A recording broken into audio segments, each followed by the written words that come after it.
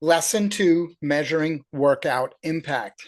As we go down the path of learning to quantify and measure workout impact, we need to start with the concept of functional threshold power, or FTP, because this is the process of individualizing this or these impact metrics. So, what is FTP? FTP is the highest power that a rider can maintain in a quasi steady state without fatiguing. And this is typically anywhere from about 20 to 70 minutes. 30 to 70 is probably a little bit more the norm. And basically, this FTP, one of the things that I think it's very important for everybody to realize, it is the tool, it is the measurement, the anchor measurement that we use to individualize all of our training metrics. So when we think about this individualization of it, it's really the individualization of the threshold where you move from a sustainable aerobic energy source to an unsustainable anaerobic energy source. If we can understand that key transition point, and I've got a little clue for everybody, it's not one number. You don't have a 200-watt FTP, even though we do it that way for the sense of making zones. It's probably like 195 to 205, because this transition, it's not a light switch. It's not a toggle switch like I'm aerobic and then I go a little harder, 1 more watt harder, and I'm anaerobic. It's a slow transition of systematic energy supply and byproduct production. So you're building aerobic. You start out very aerobic at low intensity, get more and more anaerobic as you go. FTP is the transition point where it becomes unsustainable. You're now so much or such a high level of your energy is being produced anaerobically. You can't, excuse me, you can't sustain it because one, it's an energy source, a resource, the resource is there. But two, you're producing at those higher intensities a much higher byproduct amount of lactate and acidity, hydrogen. You're spinning off hydrogen atoms and other impacts that your body can't sustain. So you can maintain a below threshold, and it depends on how much below threshold you are, anywhere from 20 minutes to weeks. Talk to a Race Across America rider. They do a lot of zone 2. They can hold it forever. So below that FTP, you have a long sustainable power. Above, it's typically only a few minutes. Once you're anaerobic, you only you're burning carbs and glucose. You only have a certain amount available to you in the system, readily available to you in the system. So this concept individualizes. Each athlete has their own unique FTP. So all of the metrics we're about to go over are based on FTP, meaning the metrics are individualized to you. This was the genius of what Dr. Coggin did. Andy was really smart at making things simple, hence the term functional, so that you can use them as an individual process for you. Okay, with that understanding in place, our first metric is intensity factor, or IF, not if, even though you can say it that way, but IF defined. And IF is a measurement of how intense a workout is or was relative to your FTP. So this gives us a simple scoring metric to understand how intense that workout was. And the basis is a 1 hour max effort results in a 1.0. So less than 1 hour max would be less than 1.0. And the reality is, don't overthink it. Go out and ride your bike as hard as you can for an hour, and that's 1.0. You can find intensity factor in the data metrics over here on the right. You see IF, about a 0.75 for this workout. Pretty good workout. Okay, now let's move to the concept of training stress score, or TSS. This is one of the core ways that we measure workout training load, and eventually, as you'll see in future lessons, overall training load, is training stress score, or TSS. And basically, TSS is a measurement of a score, or a score of the total workload of a ride as a function of both duration, how long you rode, and intensity, how hard you rode, how hard you worked out.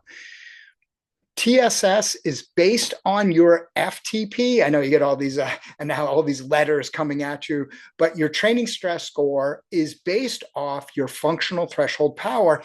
And it's important to understand this because that individualizes it to you. If you have a 100-watt threshold or a 300-watt threshold, you don't receive more training stress score points because you have the higher threshold. If you both did the same hard workout, hard to you, the individual, you would get the same training stress score. So FTP is what's individualizing it to you. Training stress score is what is scoring that training load. Basis is very similar to IF. If you were to go as hard as you could for 1 hour, you would get 100 TSS points. If you go less than as hard as you can for an hour, the points would be less. When you look at training stress score, you'll typically find it, and you can see these in your app and stuff like that. I'm just showing Training Peaks Online for an example. You'll see TSS and a score rating for the workout or the time segment you have selected. If that's higher than 100 points per hour, you probably have your FTP set incorrectly. What's the formula for TSS? Well, TSS is time times, it utilizes both here. I'll go to here, both normalized power and intensity factor. In lesson 1, we understood normalized power. We looked a little at the formula and we determined, or we talked about how it better represents the physiological cost of the effort. So we're using normalized power here versus average power to do a better job of picking up intensity and duration. And duration becomes, it should be the 3,600, sorry, or the time of the workout that you're at normalized power. I just said that wrong. Duration is the time of the workout using normalized power. Sorry about that confusion.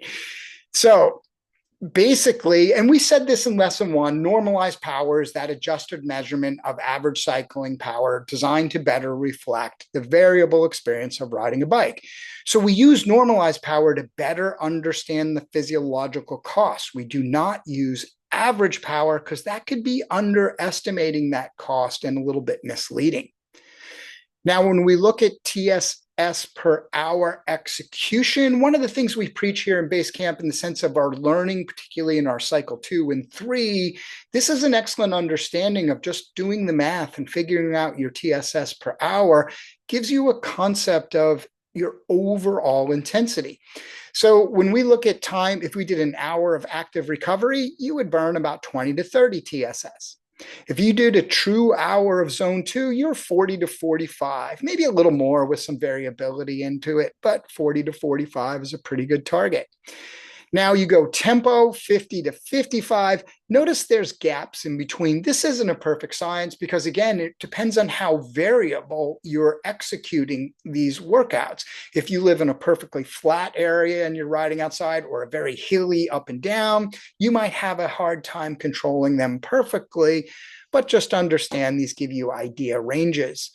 You were to do an hour of tempo, 50 to 55 TSS, an hour of threshold, 60 to 65 TSS, and an hour at full-on TT, 100 training stress points. Now, one of the things that I encourage everybody to do in the first cycle, and I'll say it again here in this lesson course, look back over your training like last summer or maybe last winter. If all of your training, look at a month, a 4-week cycle. And if those, and just total up your duration and total up your TSS and divide the two. If you're coming up with like 55 TSS an hour, or really even over 50 in the winter and 60-ish in the summer, you're probably training too hard, spending too much time at moderate intensity pacing. So this idea of TSS per hour doesn't only give us some concept of targeting and planning, it also gives us some metrics to kind of gauge our own training. What about the overall impact on fatigue? So we do a workout, we compile a training stress number. We spend 2 hours riding endurance and we have 90 TSS, or endurance with some tempo and we have 105 TSS, or we spend 4 hours going really hard in an event and we have 300 TSS. what does that really mean in the sense of the effort we put in and the recovery impact? Well, a low effort is less than 150. And that means you will recover generally the next day, like you're ready to go again the next day. Now, I know it doesn't feel fair to say low effort at 150 TSS because you're like, man, I've had some really kind of tougher 150 TSS days or 125 TSS days. But this concept is how well will you recover? So most of us, for under 150 TSS a day, we're ready to go the next day. We can train again. When we step up to a little more TSS, 150 to 250, and these aren't perfect numbers, everybody. They're just kind of generalized ranges, particularly at the high side. It depends on your fitness, where you might transition. But if you're doing 150 to a 250 day, you have some residual fatigue maybe present the next day, but gone by the day after that. So 150 to 250, that's why we're starting to put in some good daily training load. That 1 day's training load is pretty high. It's going to leave a little fatigue the next day. When we go 250 to, let's say, 450, yeah, we're starting to see some residual fatigue that's going to be present for, maybe even 2 or 3 days after that day, and really probably impact your training in the next couple of days. And finally, when we get over 450, we're going to see fatigue that lasts for numerous days. Now, again, just remember, these are general guidelines and conceptual ideas to just give you some guidance, but this is a pretty good chart to confer or to look at and utilize as you look at your training and better understand the big impact days. That completes lesson 2.